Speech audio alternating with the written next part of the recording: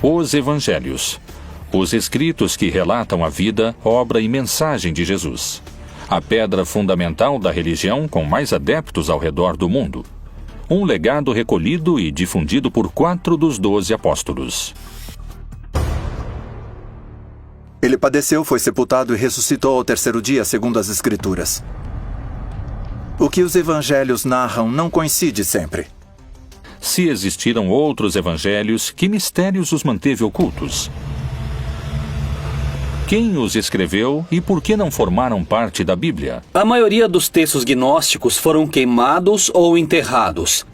A religião foi imposta de cima para baixo, sobre todos. Por que esses evangelhos permaneceram ocultos? Uma palavra típica dos manuscritos do Mar Morto é a hebraica hazes, que significa segredo. Eles poderiam prejudicar ou mudar a história da religião se fossem revelados? Eles foram encontrados no século XX.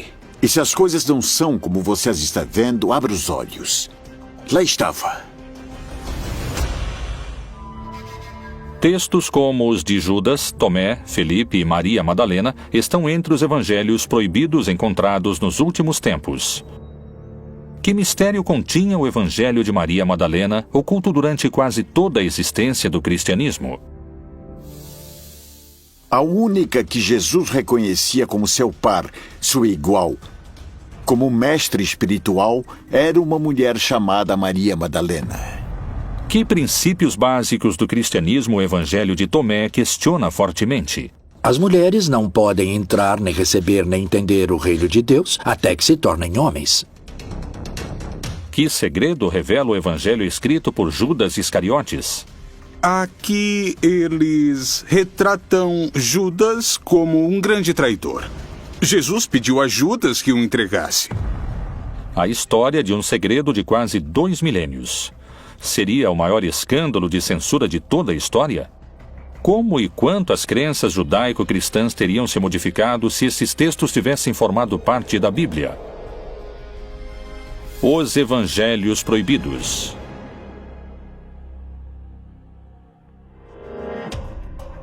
A Bíblia contém 1.189 capítulos, 31.102 versículos, 773.693 palavras e 3.566.480 letras. Não admite nenhuma a mais e nenhuma a menos. Evangelho significa boa notícia, um anúncio que tem um conteúdo positivo. Isso significa evangelho. A palavra cânone em grego significa regra, ou seja, é um texto que reconhecemos como regrado. E a igreja identifica nele uma determinada realidade. É uma regra, é uma legislação, é um reconhecimento da validade desses textos. Os 4 evangelhos canônicos são Mateus, Marcos, Lucas e João. A pergunta é, até onde esses materiais têm realmente uma base histórica? Eles realmente têm como origem o Jesus histórico? Quais foram os textos excluídos do livro sagrado? Bom, é o seguinte, nós temos o Evangelho de Felipe, temos o Evangelho de Judas, temos materiais referentes a Maria Madalena. De que época datam esses textos que foram denominados de evangelhos apócrifos? Os evangelhos apócrifos têm em comum o fato de datarem de uma época tardia, ou seja, entre o século II e o século V depois de Cristo, quando nenhum dos apóstolos estava vivo, e tampouco seus primeiros discípulos. A maioria dos evangelhos apócrifos tem procedência gnóstica e refletem uma postura totalmente antijudaica, já que o judaísmo postula um Deus criador de um modo material e o gnosticismo postula um mundo material malvado e um Deus que está interessado somente no mundo espiritual. Algo que é comum a todos os apócrifos é um Jesus que é como um holograma. É uma projeção aparente, mas nunca é realmente humano. O gnosticismo cristão lembra de alguma maneira o descobrimento dos manuscritos. E nesse caso, reflete o que chamamos de uma literatura que se originou no gnosticismo cristão, que nesses anos já era considerado pelos poderosos a corrente central do cristianismo uma heresia. E por isso, nesse caso, os livros que haviam desfrutado de prestígio nesses círculos foram escondidos e não destruídos. E com isso podemos recuperar não somente uma literatura perdida, como uma literatura que tinha, em alguns casos, também raízes judaicas. Por isso que os evangelhos apócrifos, em primeiro lugar, não são evangelhos, porque não se identificam com os evangelhos do século I quanto a dar uma boa notícia de que o Messias havia chegado, morrido e ressuscitado, e sim, de modo geral, são de um caráter docetista, uma palavra que deriva do grego docere, que significa aparência. Para os gnósticos cristãos dos evangelhos apócrifos, Jesus aparecia como humano, mas não era verdadeiramente humano, porque sendo um espírito muito elevado, não podia realmente ter se rebaixado e se convertido em matéria. Uma vez que o cristianismo se tornou a religião oficial do império e que os bispos cristãos declararam heréticos certos textos e penalizaram sua posse, iniciou-se o processo de perseguição muito intenso contra todos os evangelistas gnósticos, contra todos os gnósticos valentinianos, e a posse de textos evangélicos foi considerada um delito grave. Os evangelhos teriam sido silenciados por uma luta de poder no seio do cristianismo? Em 1947, pastores beduínos encontraram cerca de 800 fragmentos de manuscritos do Mar Morto que datam de cerca de 2000 anos em cavernas no deserto da Judéia. Que segredos misteriosos revelam os textos encontrados? Os textos do Mar Morto são manuscritos judaicos antigos, achados entre 1946, 47 e 1956. E são documentos, em sua maioria, escritos em couro de animais e uma minoria, 20%, em papiro. A maioria escritos em hebraico e também uma minoria em aramaico e em grego. Nos primeiros séculos do cristianismo desenvolveu-se um silencioso combate. Os gnósticos, que desejavam uma relação direta com Deus e que tinham seus próprios evangelhos, enfrentaram-se com uma crescente hierarquia de cristãos ortodoxos, que só aceitavam 4 evangelhos. Os gnósticos foram vencidos, mas a descoberta de seus evangelhos poderia lhes devolver a palavra. Uma das versões mais revolucionárias parece ter sido a de Tomás.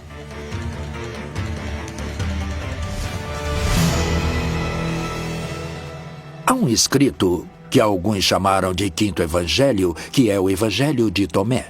Na verdade, nós o conhecemos pela tradução em copta, que foi achada na região do Egito, onde, por certo, muitos dos gnósticos cristãos foram viver. Há uma biblioteca descoberta perto das cataratas do Nilo, que se chama Nag Hammadi, e onde foi descoberta uma quantidade maravilhosa de textos antigos, muitos deles, precisamente, de origem gnóstica. Depois disse a Tomé: põe aqui o teu dedo e vê as minhas mãos, e chega a tua mão e põe-na no meu lado. E não sejas incrédulo, mas crente.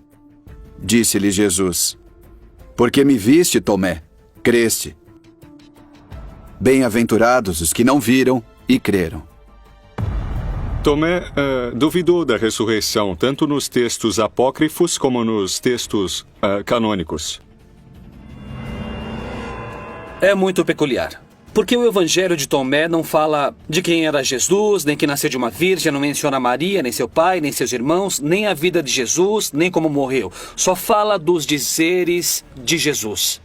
É uma coleção de 117 dizeres de Jesus. Grande parte dos dizeres de Jesus não aparecem em nenhuma outra parte do Novo Testamento. E fala de um Jesus muito místico, muito espiritual. E que o reino dos céus está dentro de cada pessoa.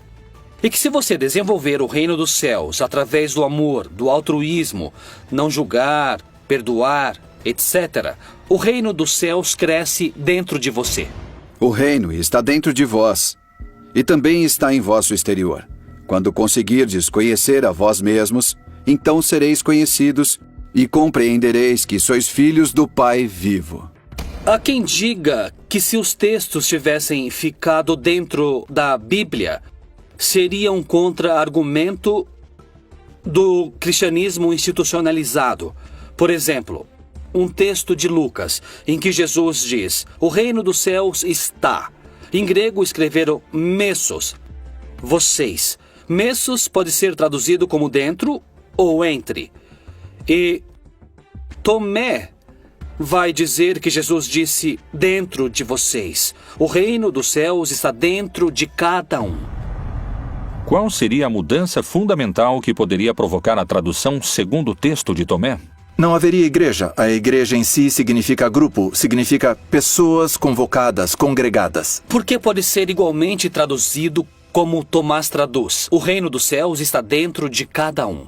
Para o gnosticismo, a experiência religiosa é uma experiência imediata que não requer mediação do sacerdote ou do bispo.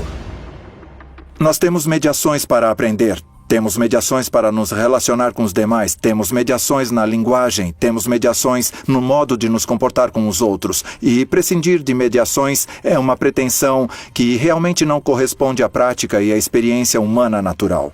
Nesse sentido, uma mediação social e uma mediação institucional são imprescindíveis, não só no âmbito da fé, como praticamente em qualquer âmbito da vida cultural. Isso representava um desafio e também uma ameaça política muito séria para os bispos cristãos, pois o seu papel como mediadores entre o homem e o céu, ou entre o homem e Deus, era colocado sob suspeita.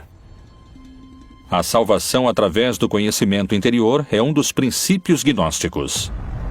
Jesus disse: "Aquele que busca, continue buscando até encontrar. Quando encontrar, ele se perturbará. Ao se perturbar, ficará maravilhado e reinará sobre o todo." Além disso, o Evangelho de Tomé prega outro modo de se relacionar com Deus e com a morte. O que o Evangelho de Tomás nos convida a entender é que nós não somos nossos pensamentos, não somos nossas emoções. Segundo os gnósticos, na medida que aprendemos a tomar distância e a deixar de pensar e de crer que somos nossos pensamentos e nossas emoções, podemos concentrar nossa atenção em quem observa esses pensamentos e emoções. E, paulatinamente, vamos nos identificando com o observador, e não com esse ruído mental e essas emoções. E é aí que reside o segredo da imortalidade para eles. Jesus disse: "Eu mesmo vou guiá-la para torná-la macho, para que ela também possa tornar-se um espírito vivo semelhante a vós machos. Porque toda mulher que se tornar macho entrará no reino do céu." Tomé queria um mundo não só sem instituições, como também sem mulheres, segundo afirmam alguns especialistas.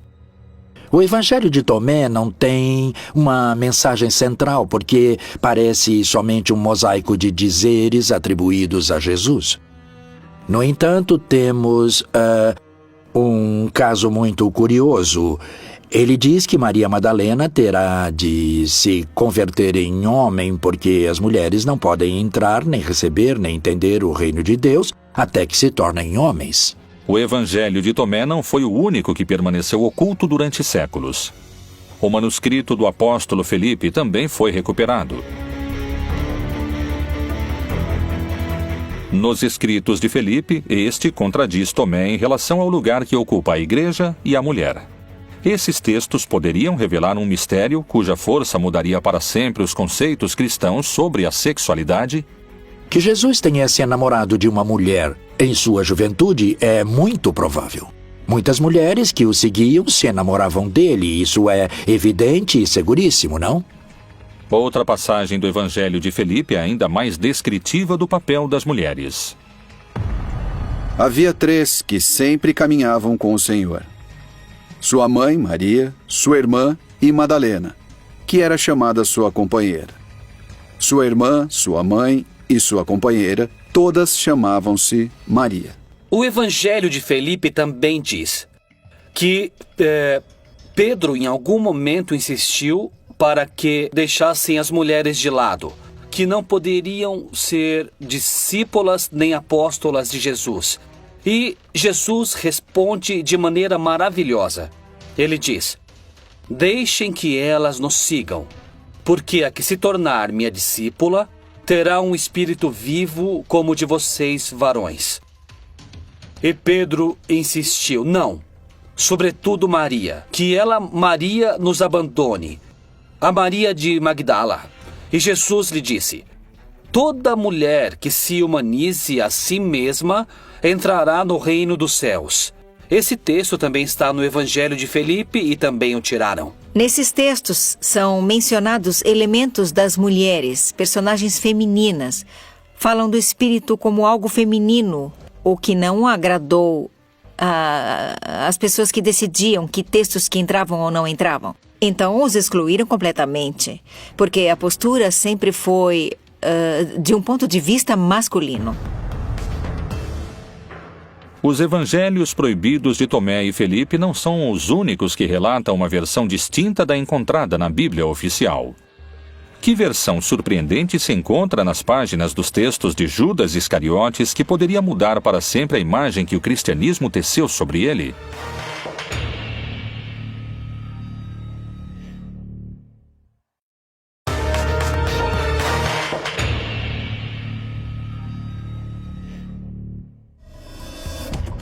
Niceia, ano de 1978. Um grupo de camponeses realizam suas tarefas habituais quando encontram numa caverna alguns papiros que poderiam mudar para sempre o conceito de um dos homens mais repudiados da história. Mas você excederá a todos eles, pois você sacrificará o homem que me reveste. Abril de 2006. Foi apresentado o resultado de um trabalho de anos, a reconstrução e tradução de um livro que se acreditava perdido para sempre. Um livro extraviado por mais de 1.700 anos. Um texto que modificaria o lugar que a história reservou para o homem mais odiado pelo cristianismo, o Evangelho de Judas. O Evangelho Gnóstico de Judas nos oferece uma versão diametralmente oposta à do Judas retratado dos evangelhos canônicos. O Evangelho de Judas também é gnóstico. Ele data do século IV e nele Judas aparece não como o grande traidor da história, mas como aquele a quem foi revelado o que Jesus ia fazer. Quer dizer, ele ia morrer, e inclusive o Evangelho de Judas trata de expor como Jesus pede a Judas que o entregue. Então, mais que uma traição, é um favor para que se cumpra o plano da salvação. Quem foi o apóstolo Judas Iscariotes? Segundo os evangelhos canônicos, foi o traidor que revelou o lugar onde poderiam capturar seu mestre, tal como havia anunciado o próprio Jesus durante a última ceia. E comendo com eles, disse: Em verdade vos digo que um de vós me há de trair. Judas Iscariotes tinha combinado com as autoridades que o entregaria. Jesus havia celebrado a última ceia, havia ceado com seus discípulos, uma celebração em contexto pascal. Havia ido a um horto e lá foi aprisionado. Essa é a versão oficial dos fatos, segundo os livros que compõem a Bíblia. Mas o que diz o Evangelho de Judas? Que interpretação oferecem os especialistas sobre esses textos que permaneceram ocultos por 2000 anos? No caso do Evangelho de Judas, este ajudou Jesus a cumprir seu objetivo, que é, no caso do gnosticismo, livrar-se da sua corporalidade. Judas, que é o grande traidor, que vende Jesus por 30 moedas, no caso desse evangelho, aparece realmente como um herói. O Jesus retratado no Evangelho Gnóstico de Judas é um Jesus burlão. Um Jesus sarcástico que zomba da ignorância de seus discípulos e que abertamente prefere Judas e faz de Judas seu apóstolo predileto, porque diz que Judas é o único que entende que Jesus não é uma pessoa, não é somente um corpo. Jesus não é uma encarnação de Deus na Terra e tampouco é um ser humano. É um estado de consciência que qualquer pessoa pode alcançar. Qual foi então o papel de Judas segundo esses textos? O texto de Judas é o texto de uma comunidade que quer retomar esse personagem, quer reivindicar esse personagem de alguma maneira. e o coloca dentro de todo um plano que Deus tinha para a morte de Jesus. Nem mais nem menos. Ele abre a porta para que Jesus consiga se desfazer de seu corpo. Algo desagradável e que não está incluído na doutrina gnóstica. E que coloca Judas em primeiro lugar, enquanto que na doutrina cristã genérica ou geral, Judas é menosprezado, é um ser cobiçoso, um ser vil, que é imediatamente enviado para o inferno. Judas não dá nenhuma importância, nem tampouco Jesus, à crucificação, porque Cristo não se identifica nem com o seu corpo, nem com a sua mente, nem com suas emoções.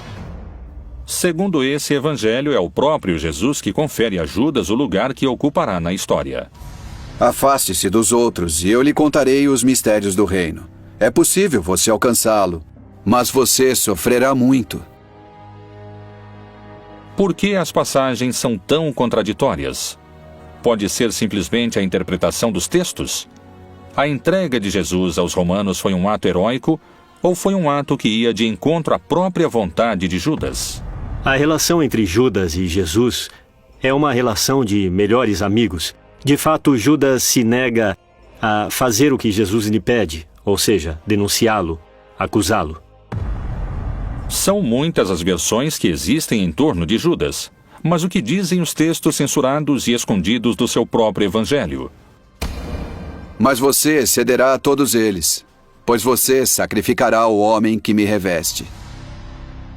Mas além da revelação do papel heróico de Judas na história, esse evangelho também coloca em primeiro plano a luta entre os gnósticos e a igreja. No evangelho de Judas, a crucificação também é um símbolo.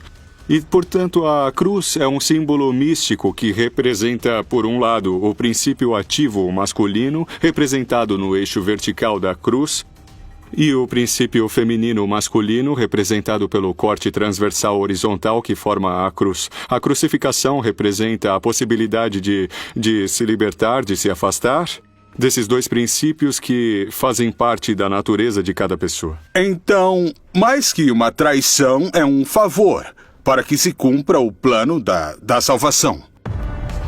O evangelho de Judas o descreve não como um traidor, mas sim como um herói fundamental para cumprir o plano de Deus. Algo semelhante ocorre nos textos de Maria Madalena, que, longe de apresentá-la como uma pecadora, mostra-a como a discípula eleita, que daria continuidade ao projeto de Jesus.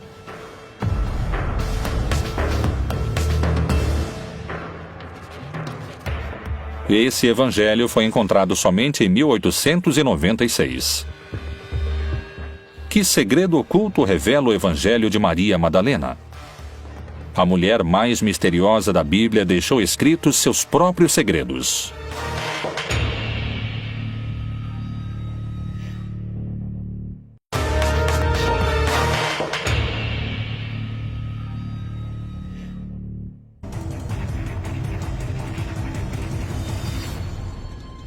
Os evangelhos gnósticos apresentam diferenças fundamentais em relação aos chamados canônicos, como os de Tomé, Filipe e Judas. Mas esses não são os únicos. O recente achado dos manuscritos do Evangelho Proibido de Maria Madalena aprofunda ainda mais essas diferenças. A história de Maria Madalena está cheia de mistério e controvérsias. Sua história e seu papel ao lado de Jesus é motivo de debate. O achado dos evangelhos de Maria Madalena lança quanta luz sobre a construção feita em torno de sua figura.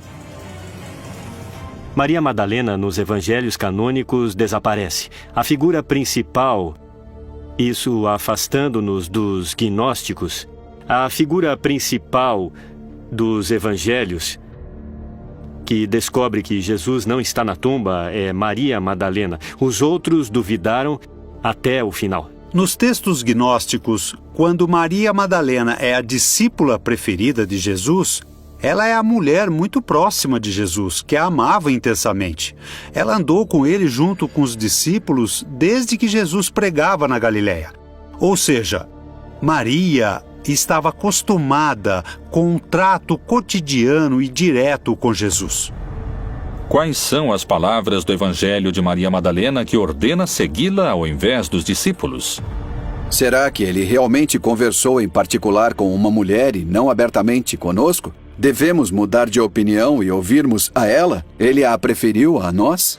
O texto concreto de Maria Madalena é do século II, não chega ao século III. Jesus de Nazaré beija Maria Madalena na boca, indicando que ela é alguém diferente e que está acima dos demais apóstolos. Maria Madalena é uma de suas eleitas. A pessoa com quem Jesus, desde outro mundo, não sabemos, desde algum lado, decide se contactar não são os outros 12 apóstolos, muitos dos quais escreveram a Bíblia, mas sim com uma mulher prostituta que se chama Maria Madalena, que é quem dá a boa nova.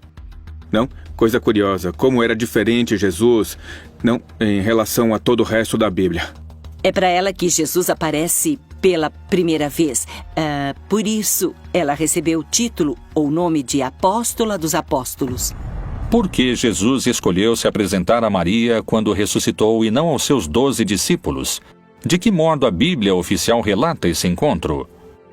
Maria Madalena foi e anunciou aos discípulos que vira o Senhor e que ele lhe dissera isto. Quando Madalena disse que tinha visto Jesus, nessa hora Pedro zomba dela, diz que aquela mulher viu Jesus, mas que era apenas na sua imaginação. Então, inclusive, ele é repreendido por Levi por sua atitude que diz: Pedro, você sempre com esse seu mau gênio. Não trate a Madalena assim, eu não creio que essa mulher minta. Nos 4 evangelhos que temos no texto bíblico, ela não é muito comentada, essa figura se perde. Mas temos outros documentos que ela é considerada e que falam do ministério que ela exercia. Existiriam mulheres que participaram das decisões que acabaram formando o que hoje conhecemos como a Bíblia canônica? Os escritores, a maioria eram homens. E as decisões de como fechar o cânone bíblico e de como ir fechando os evangelhos também foram tomadas por homens. Qual era o papel de Maria Madalena? Que relação a unia com Jesus? A resposta está em seu evangelho. O evangelho de Maria Madalena nos fala de uma liderança da mulher. Nós o conhecemos como um pouco gnóstico, porque diz, me foi revelada a sabedoria, fui conhecendo mais sobre ele. Então, no final das contas, o texto fala da vida de Jesus, aparentemente do ponto de vista de Maria Madalena, mas da forma como ela foi adquirindo conhecimento para chegar ao nível de Jesus. Por isso reconhecemos que é agnóstico. Esse evangelho relata um encontro único entre Jesus e Maria Madalena. É o momento em que o Salvador lhe revela um segredo que não conta aos outros apóstolos. Nos outros 4 evangelhos, a vida depois da morte é descrita como um paraíso de felicidade. Mas é diferente no evangelho de Maria Madalena. No evangelho de Maria Madalena, o que parece querer nos dizer é que no processo da morte, o que existe é uma decomposição. O que existe é uma dispersão das nossas emoções, de nossos pensamentos, uma ruptura de identidade. Esses são os demônios que Maria Madalena enfrenta. Mas, por outro lado, o que perdura é a atenção, a consciência, que é o contrário do pensamento. O pensamento passa o tempo se lançando para o futuro ou olhando o passado, mas raras vezes o pensamento está no presente, no agora. A consciência é a atenção, é a observação do que está ocorrendo agora. É por isso que os gnósticos pensam que podem sobreviver ao processo da morte. É depois da morte e ressurreição de Jesus que o evangelho de Maria Madalena revela sua liderança em relação aos apóstolos. Maria Madalena se levantou, cumprimentou a todos e disse a seus irmãos: Não vos lamentais nem sofrais. Antes, louvemos sua grandeza, pois ele nos preparou e nos fez homens. No evangelho que leva o seu nome, ela aparece como uma figura central. Geralmente se referem a ela, ou ela mesma se refere a si mesma como a alma. E isso permite entender que, na concepção gnóstica, a divindade não só é masculina, mas a divindade também tem uma dimensão feminina. Antigamente, as pessoas se persignavam em nome do Pai Criador, do Filho Redentor e da Mãe da Sabedoria. Havia uma mulher na Trindade, Como o espírito, em hebraico e em grego, é feminino, o Espírito Santo era uma figura feminina. As primeiras igrejas cristãs se encontravam nas próprias casas dos seguidores. Lá, as mulheres tinham um papel predominante dentro da comunidade e na pregação do Evangelho. Não havia sacerdócio no século I. Não havia homens nem mulheres sacerdotes, mas quem partiu o pão era a mulher. A dona da casa onde se reuniam era a mulher, não era um assunto de homens. Foi no concílio de Nicéia que expulsaram os gnósticos e excomungaram todos os textos que diziam que a mulher era importante para Jesus, que Maria Madalena era uma apóstola importante. E sobretudo no concílio de Constantinopla, no ano 380, excomungaram quem acreditava que havia uma feminilidade em Deus. Jesus trata de maneira semelhante os homens e as mulheres e os convoca para seu grupo. O grupo de Jesus é uma nova maneira de estar na Terra. As mulheres comem diante dos homens quando nessa cultura não podem. Só diante de seus maridos elas podem se descobrir para comer. Bom, se a Igreja Católica Romana tivesse aceitado mulheres sacerdotes, teria se aproximado mais das pessoas. Jesus caminhou com mulheres e homens. A Igreja não aceita isso. Considera apenas o homem. Não quer ver o que Jesus deixou. Os textos são simbólicos, quer dizer, a única que Jesus reconhecia como seu par, seu igual, como mestre espiritual, era uma mulher chamada Maria Madalena. Cada evangelho proibido tem sua postura. Segundo muitos afirmam, os textos de Maria Madalena encontrados poderiam ter mudado a história do catolicismo, se tivessem sido incluídos nos chamados textos canônicos. Chegou a nós um texto escrito por uma mulher. Não sabemos que mulher e se sabia escrever. Numa análise filológica, é um olhar de mulher. Chama-se o Evangelho de Maria Madalena. Não foi escrito por Maria Madalena, é claro, ela não sabia escrever. Mas há aí uma mulher. Então, obviamente, hoje seria outra visão do assunto se as mulheres tivessem sabido escrever e tivessem transmitido sua mensagem como discípulas de Jesus. Os evangelhos proibidos apresentam um lado oculto de Jesus e Maria Madalena como uma líder dos apóstolos. Os evangelhos de Judas, Maria Madalena, Felipe e Tomé compartilham uma raiz gnóstica. Um caso diferente é o de um evangelho descoberto por arqueólogos franceses em 1886 nos braços de um bispo enterrado muitos séculos antes. Que notícias reveladoras sobre Cristo trazem os manuscritos encontrados de Pedro? Que dizem esses textos ocultos durante tantos anos e que agora vieram à luz? Os Evangelhos de Pedro, os escritos proibidos do primeiro Papa.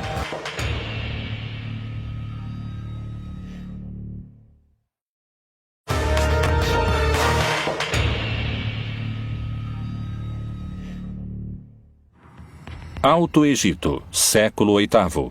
Um monge faz seu último pedido, ser enterrado com o livro que protegeu durante toda a sua vida.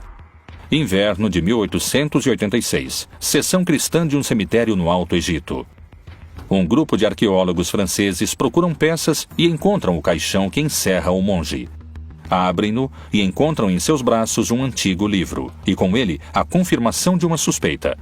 O Evangelho de Pedro existe. Durante mais de 1500 anos, a cristandade havia conhecido Cristo através das palavras de Mateus, Marcos, Lucas e João. Agora emergia outra verdade. É um evangelho que tem muitas diferenças com o que dizem de Pedro nos 4 evangelhos canônicos, e especialmente em relação ao episódio da ressurreição. O que diferencia o evangelho de Pedro dos evangelhos oficiais? O relato da ressurreição de Jesus está reconstruída, está ampliada, está aumentada, tem mais fantasia, e Pedro tem um papel maior, envolve muito mais os grupos judeus, como que se arrependendo de não haver aceitado Jesus em seu momento. No evangelho de Pedro, diferentemente do resto dos evangelhos, ele narra e descreve detalhadamente o episódio da ressurreição. Creio em um só Deus, Pai Todo-Poderoso, Criador do céu e da terra, e de tudo que é visível e invisível. E por causa disso foi crucificado nos tempos de Pôncio Pilatos. Padeceu e foi sepultado e ressuscitou ao terceiro dia, segundo as Escrituras. Outra das enormes diferenças que existem entre o Evangelho de Pedro e o restante que os evangelhos nos contam sobre Pedro é que, efetivamente, o Evangelho de Pedro diz que o responsável pela execução de Jesus realmente não foi Pilatos, e sim Herodes. Além disso, Pedro relata o momento da ressurreição em que o centurião e seus companheiros de guarda se apressaram a visitar Pilatos à noite, abandonando o sepulcro para lhe contar sobre a ressurreição. Depois, todos se aproximaram, pedindo e suplicando que ordenasse ao centurião e aos soldados não contar a ninguém o que tinham visto. Para nós, diziam, é melhor sermos culpados de gravíssimo pecado diante de Deus do que cairmos nas mãos do povo judeu e sermos lapidados. Pilatos, então, ordenou ao centurião e aos soldados que nada dissessem. Se não tivessem realmente mantido silêncio quanto à ressurreição de Jesus, suponho que tivesse acontecido o mesmo. Mas o que é muito importante ver é por que os evangelhos canônicos enfatizam tanto que a ressurreição foi uma ressurreição carnal. Por que importa tanto ao cristianismo canônico enfatizar a carnalidade da ressurreição, enquanto que para o gnosticismo a ressurreição de Jesus é algo que se apercebe e se percebe de maneira interna, de maneira espiritual? Essa é a grande diferença que existe entre o Evangelho de Pedro e os evangelhos oficiais. Quem realmente presenciou a ressurreição de Jesus? O resto do texto é muito semelhante aos relatos dos 4 apóstolos incluídos na Bíblia. Tal semelhança desperta algumas suspeitas. Quando foram escritos uns e outros? Quem narrou antes o milagre da ressurreição? Realmente não sabemos quem escreveu os evangelhos. No Novo Testamento, nem sabemos quem escreveu esses outros evangelhos. Mas provavelmente foram escritos a partir de coisas que foram transmitidas oralmente. Podem ter sido escritos no final do século I, como o Evangelho de João no Novo Testamento, ou durante o século II. Todos escreveram a partir das histórias contadas pelos seguidores anteriores à época de Jesus. Quando comparamos os evangelhos, em muitos casos a mesma informação aparece em contextos literários diferentes. O que prova que já existia, de alguma maneira, uma flexibilidade na transmissão da tradição no cristianismo antigo, que conheciam as frases, mas nem sempre sabiam em que contexto haviam sido ditas. E por isso, há cristianismos diferentes. Haviam reconstruído esses contextos diferentes. E os evangelhos são a prova de que essas informações parecem ter funcionado, ter sido transmitidas de uma maneira independente, sem o contexto histórico narrativo original. Então, os 4 evangelhos canônicos correspondem às autorias de Lucas, Marcos, Mateus e João? À medida que transcorreu o tempo desde a morte e o desaparecimento de Jesus, os textos perderam cada vez mais valor, quer dizer, perderam valor mais de uma vez. Se está escrevendo um texto 4 séculos depois da morte de Jesus, que parte desse escrito é verdadeiro? De onde saíram esses ensinamentos? E mais, voltemos aos evangelhos canônicos que estão na Bíblia. Não são de Lucas, não são de João, não são de Mateus nem de Marcos. Os evangelhos revelam a vida de Jesus Cristo. Durante centenas de anos, os cristãos só contaram com a versão de Lucas, Mateus, Marcos e João. Que mistérios guardavam os evangelhos proibidos que foram apagados da face da terra?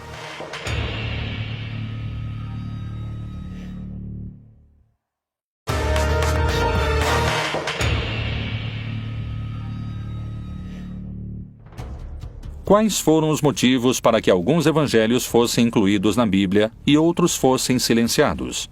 As hierarquias eclesiásticas teriam sobrevivido se sua mensagem tivesse sido propagada? Quem foram e o que diziam os profetas que foram calados durante séculos? No ano de 312, Constantino, um imperador criado no paganismo romano, um homem que acreditava em muitos deuses, teve uma revelação antes de uma batalha. Constantino teve um sonho em que uma voz lhe disse que se, durante aquela batalha, portasse uma cruz, um crucifixo, seria vencedor. E diz a lenda que foi assim. Na batalha da ponte Milvia, derrotou Maxêncio conseguiu unificar um império que estava dividido numa tetrarquia e depois se fez batizar e se converteu no primeiro imperador romano cristão. Isso foi muito significativo e muito relevante para o processo de consolidação política do cristianismo.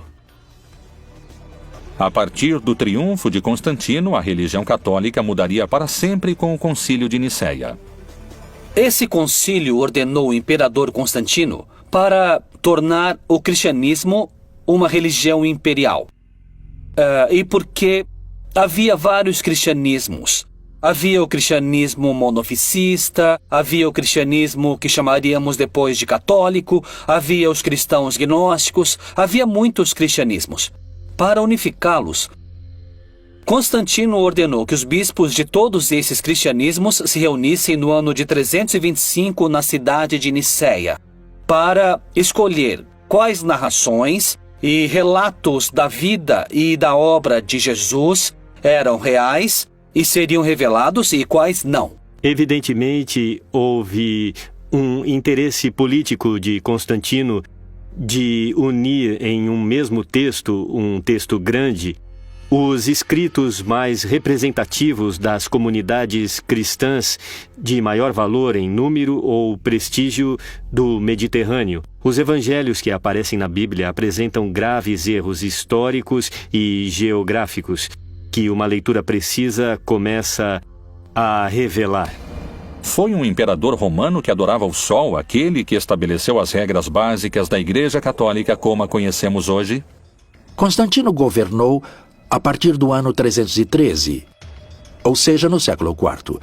No século IV já estava decidido, já era um fato histórico os livros que os crentes consideravam inspirados e mais, algumas das perseguições imperiais contra os cristãos exigiam que as pessoas entregassem os livros sagrados, caso contrário, eram mortas. Muitos cristãos se dispuseram a morrer na fogueira porque não entregaram os livros sagrados, e isso foi antes de Constantino. Os gnósticos perderam sua primeira batalha, mas essa não seria a última e nem a pior de suas derrotas. Qualquer livro do cristianismo que foi separado dessa lista, considerada sagrada por ordem do imperador Constantino, ficou de fora, se tornou apócrifo. Qualquer seguidor desses textos, dessas crenças, a partir desse momento, foi considerado herege, que significa aquele que pensa diferente. Para muitos especialistas, os evangelhos proibidos constituíram um campo de batalha em que se travou a guerra entre os gnósticos e a hierarquia eclesiástica. Uma luta que, segundo narra a história, venceram os sacerdotes da Igreja Católica. Já desde um primeiro momento pareceu haver gerado uma polêmica entre os seus seguidores, e por isso os evangelhos, sejam os canônicos ou sejam os apócrifos, refletem interpretações diferentes da mensagem original histórica de Jesus. O que teria ocorrido se a perspectiva gnóstica tivesse triunfado? Qual seria o papel da mulher se os textos bíblicos tivessem sido reformulados ou os textos gnósticos incorporados? Como seria a Igreja Católica hoje em dia com esses manuscritos como protagonistas?